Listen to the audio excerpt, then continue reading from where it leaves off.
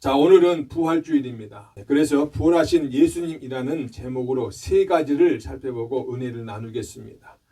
오늘 본문은 마태복음 28장 1절로 10절, 또 마가복음 16장 1절로 8절, 또 요한복음 20장 1절로 18절에 다 기록되어 있습니다. 우리가 세 가지를 살펴보고 은혜 나누겠는데요. 첫째, 향품을 준비한 여인들이 있었습니다. 우리 1절 같이 함께 봉독합니다.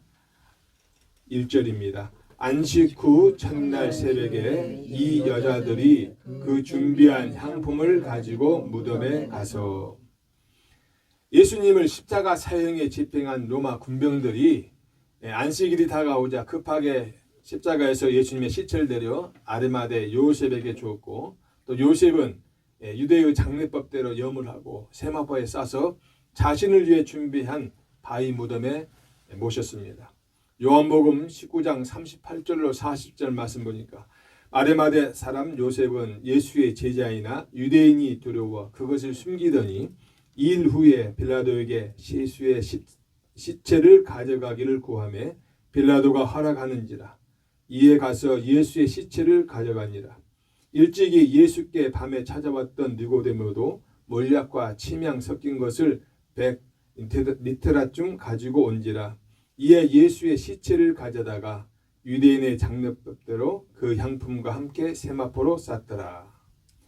그러므로 예수님은 금요일 오후 6시부터 토요일 오후 6시까지의 안식일을 지키시고 안식일이 끝나는 첫날 새벽 전까지 무덤에 계셨습니다. 여기 안식 후 첫날이란 이 안식일이 끝나는 토요일 오후 6시경부터 다음 날인 일요일 오후 6시까지의 기간을 말하는데, 유대인의 관습법에 의하면 하나님께서 구분해 주신 그 안식일이 끝나고 다시 일상의 평범한 생활로 돌아오는 날입니다. 이 안식일 후 첫날 새벽, 특별히 이른 새벽에 예수님의 죽음을 슬퍼한 여인들은 예수님의 시체에 향품을 바르기 위해서 향품을 가지고 무덤에 찾아갔습니다. 이 여인들은 아주 이른 새벽, 아직 어둠이 짙어질 때 집을 나서서 새벽이 밝을 때쯤 무덤에 도착한 것으로 보입니다. 누가는 10절에서 이 여인들을 누구인지 밝히고 있습니다. 이 여자들은 막달라 마리아와 요한나와 야고보의 모친 마리아라. 또 그들과 함께한 다른 여자들도 이것을 사도들에게 알리니라. 마태는 막달라 마리아와 다른 마리아를, 또 마가는 막달라 마리아와 야고보의 모친 마리아와 살로메를, 그리고 요한은 막달라 마리아를 언급했습니다.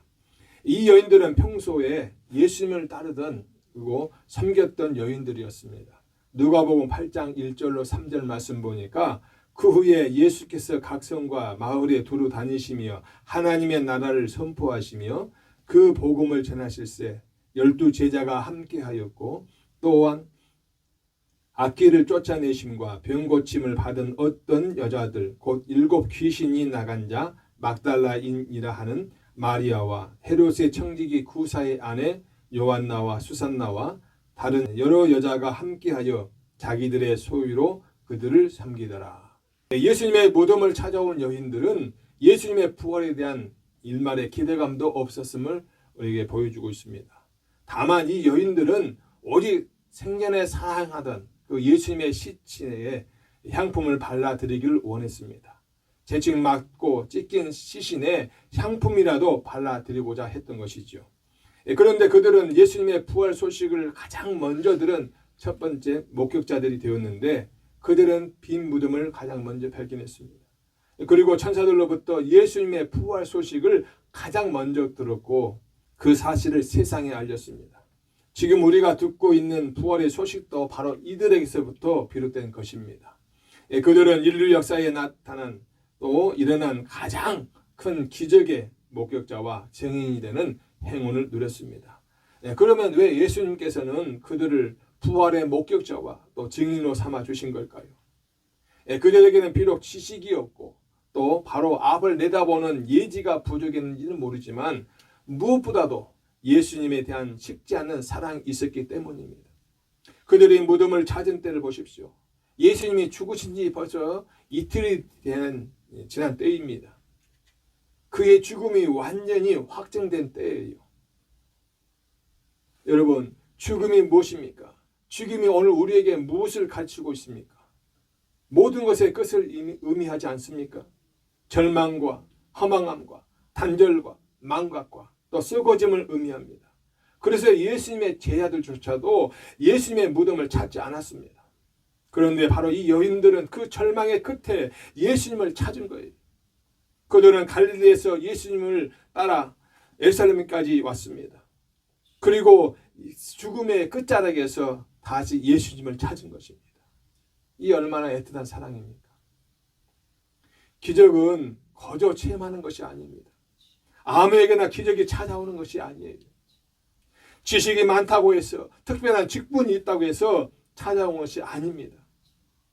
오직 예수님을 뜨겁게 지고지순하게 사랑하는 그 사람에게 기적은 찾아오는 것입니다.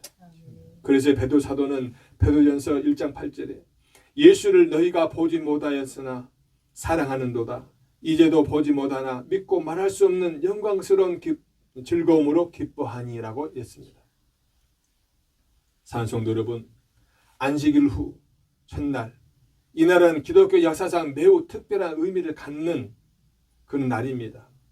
이날은 예수님께서 사망 권세를 깨뜨리시고 부활하심으로써 구속세의 새로운 여명을 여는 날일 뿐 아니라 예수님께서 안식 후 첫날 새벽에 부활하심으로 말미암아 안식을 지키는 유대교의 전통과 달리 기독교는 일요일에 예배를 드리게 되는 새로운 전통이 수립되는 계기가 되었기 때문입니다.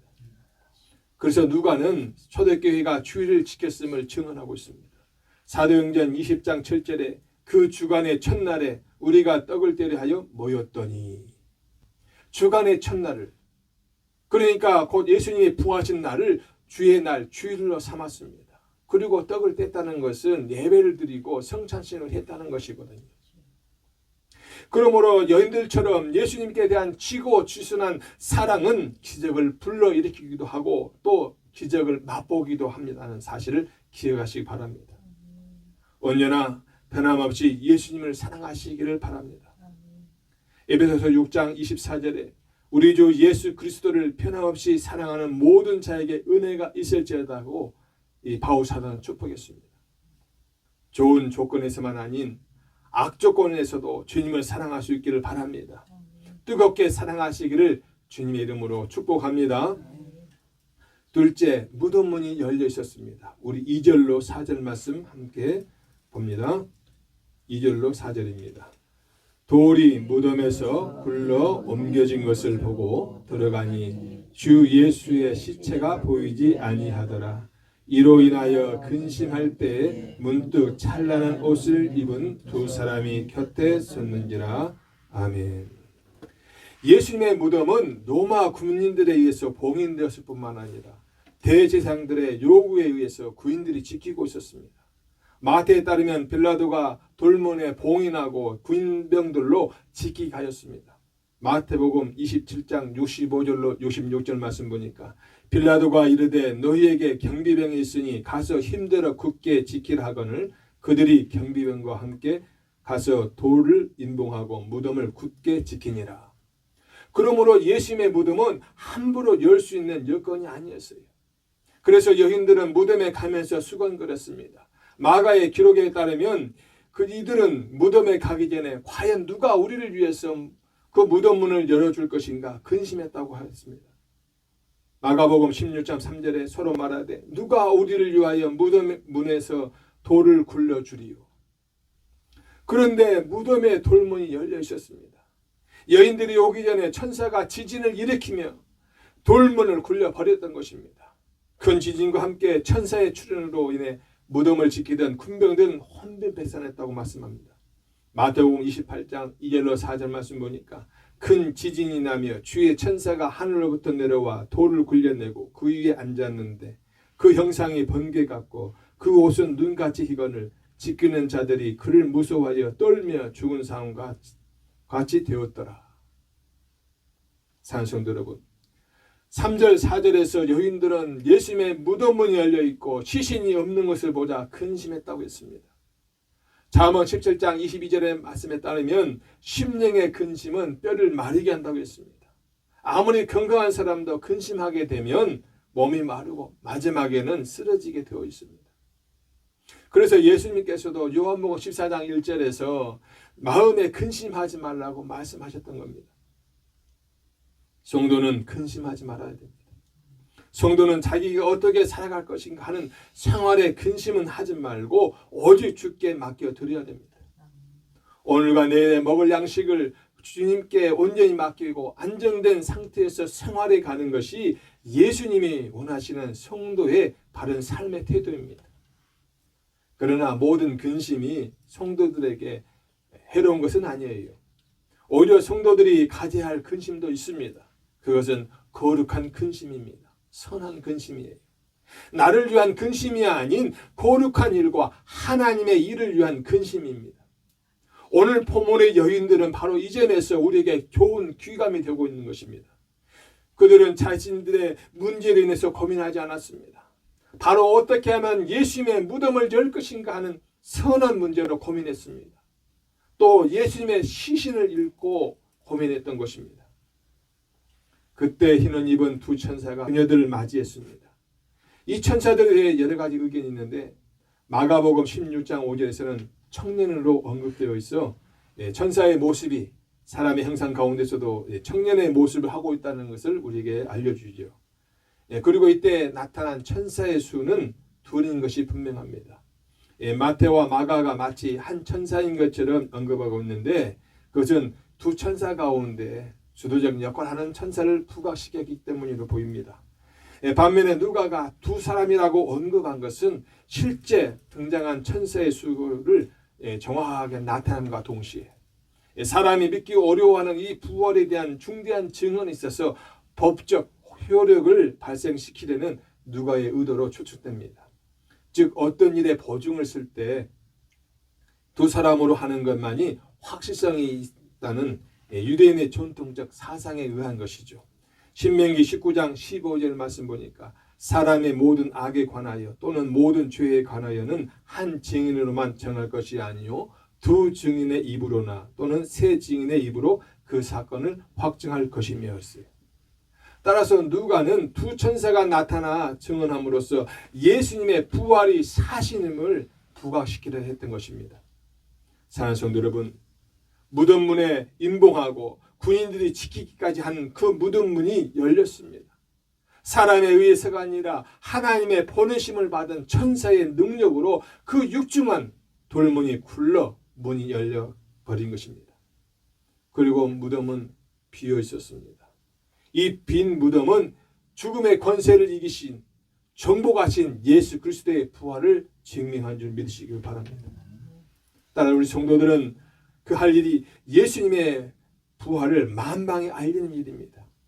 사람들이 죽은 뒤 화려한 무덤 따위에 연연할 것이 아니라 예수님을 믿고 영원한 생명을 가지도록 권유하는 것입니다. 이 빈 무덤은 예수님께서 부활하셨다는 첫 번째 증거가 되는 사실을 우리가 믿고 예수님의 부활을 확신하시기를 주님의 이름으로 축복합니다. 셋째, 주님은 부활하셨습니다. 우리 5절로 12절 함께 천천히 봉독하겠습니다. 여자들이 두려워 얼굴을 땅에 대니 두 사람이 이르되 어찌하여 살아있는 자를 죽은 자 가운데서 찾느냐. 여기 계시지 않고 살아나셨느니라. 갈릴리에 계실 때에 너희에게 어떻게 말씀하셨는지를 기억하라. 이르시기를 인자가 죄인의 손에 넘겨져 십자가에 못 박히고 제3일에 다시 살아나야 하리라 하셨느니라 한데 그들이 예수의 말씀을 기억하고 무덤에서 돌아가 이 모든 것을 11사도와 다른 모든 이에게 알리니 이 여자들은 막달라 마리아와 요한나와 야고보의 모친 마리아라. 또 그들과 함께한 다른 여자들도 이것을 사도들에게 알리니라. 사도들은 그들의 말이 허탄한 듯이 들려 믿지 아니하나 베드로는 일어나 무덤에 달려가서 구부려 들여다보니 세마포만 보이는지라 그 된 일을 놀랍게 여기며 집으로 돌아가니라. 아멘. 빈 무덤은 예수님께서 부활하셨다는 결정적인 증거가 됩니다. 공간복음서 기자 가운데 마태와 마가가 빈 무덤에 대한 정보만 기록할 뿐 다른 언급을 일치하지 않는 반면 누가는 빈 무덤에 대한 묘사뿐만 아니라 과거 예수님의 예언을 회상케 함으로써 부활 사건의 생생한 역사성과 아울러 하나님의 계시의 성취를 강조하고 있는 것입니다. 조천사는 예수님을 위해서 희생할 줄 아는 참으로 아름다운 믿음을 지닌 이 여인들을 향해 다소 책망 섞인 어조로 어찌하여 살아있는 자를 죽은 자 가운데서 찾느냐 이렇게 물었습니다. 이것은 참으로 귀한 질문이며 질책입니다. 우리는 이 질문을 통해서 우리의 믿음의 현주소를 한번 점검해 보아야 됩니다. 아무리 우리 믿음이 예수님을 향해 있고 그 사랑이 남다르다 할지라도 우리에게 살아나신 예수님에 대한 확신이 없다면 그것은 믿음으로서 혹은 사랑으로서 가치가 있다고 말하기 어렵습니다. 우리는 분명히 알아야 됩니다. 부활하신 예수님을 죽은 자 가운데서 찾는 것은 시대를 막론하고 엄한 책망의 대상입니다. 여러분이 아무리 남다른 신앙과 희생을 또 사랑을 가지고 있고 실천하며 산다고 할지라도 부활의 신앙이 없다면 그것은 죽은 신앙입니다.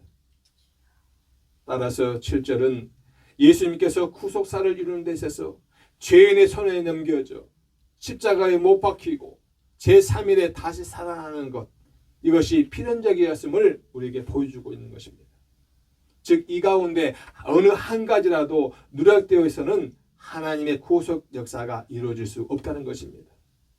그뿐 아니라 예수님께서 3일 만에 부활하시는 것은 그 전에 죄인의 손에 넘기고 십자가에 못 박히신 사건과 동일하게 확실한 사건임을 보여주는 것이기도 합니다. 이미 예수님께서는 언급하셨던 누가복음 9장 22절에서 인자가 많은 고난을 받고 장로들과 대지상들과 서기관들에게 버림받아 죽임을 당하고 제3일에 살아나야 하리라는 이 예수님의 죽음 및 부활과 관련한 그 예언의 말씀이 그대로 성취되었음을 보여주는 것입니다. 그래서 여인들은 예수님의 부활을 사도들에게 알렸습니다. 그러나 사도들은 믿지 못했지만 베드로와 다른 제자는 확인하기 위해서 무덤으로 달려갔습니다.